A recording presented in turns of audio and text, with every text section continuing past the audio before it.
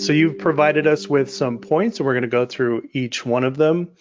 And our first one is, for the purpose of this discussion, what do we consider low or high myopia? So just a quick comment on that one. Basically, I think we can all agree, if you look statistically or by definition of what high myopia is or pathological myopia is.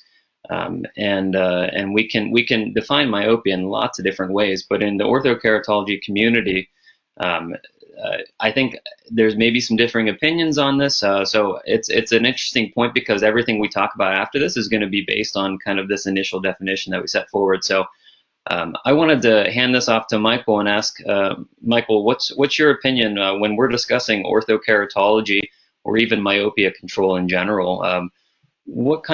How do you classify refractive errors based on their numeric value? Not much else considered if we just kind of look at refractive error values.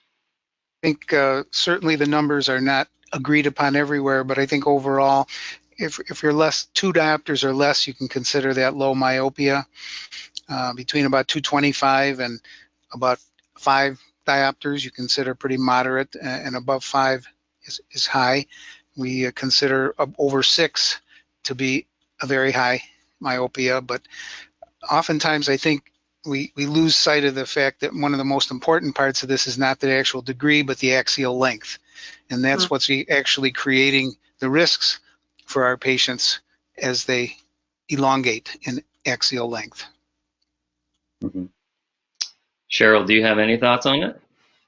I agree with that, and I think it's really interesting and poignant that Michael brings that up, because I had 2 different cases that were in my clinic today, and one was a case where the child was like a -50, and I was expecting, I haven't seen his K readings yet, I was expecting to see not that long of an eye. And I saw his axial length before I saw his K readings. It was 24.5 millimeters. And I thought, oh my gosh, he must have flat Ks. I bet his Ks are like 41. And then sure enough, I saw his Ks. And guess what his Ks were? They were like 41. And so on the flip side, I had a patient who, like an hour later, I had a patient who was like a -4, and her axial length was like 23 and a half. But her Ks were like 46. And so it was just like this contrast. And of course, I'm in clinic today thinking about how I'm doing this podcast tonight. And so I'm thinking a lot about this. And then it was like I had these 2 examples right next to each other. And so, yeah, it's really interesting, because I was thinking to myself, okay, what is the risk for future pathology for that 23.5 millimeter eye that's only a -75, -50, -75, versus that,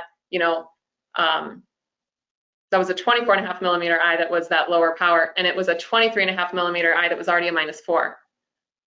It was really interesting for me to contemplate that. So I set you up for that one pretty well then, didn't I? Sure did. We did not practice that ahead of time. We did not. So.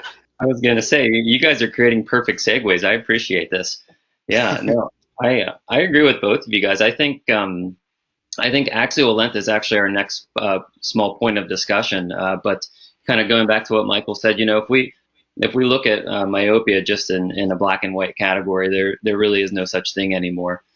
So kind of digging into this deeper now, we're going to have to start talking about all those cans of worms that Cheryl opened up, because those are all the important points. But let's just say when we refer to low myopia, I think that's a good point, maybe 2 diopters and less, for the purpose of our discussion, when we're referring to efficacy in relation to orthokeratology. So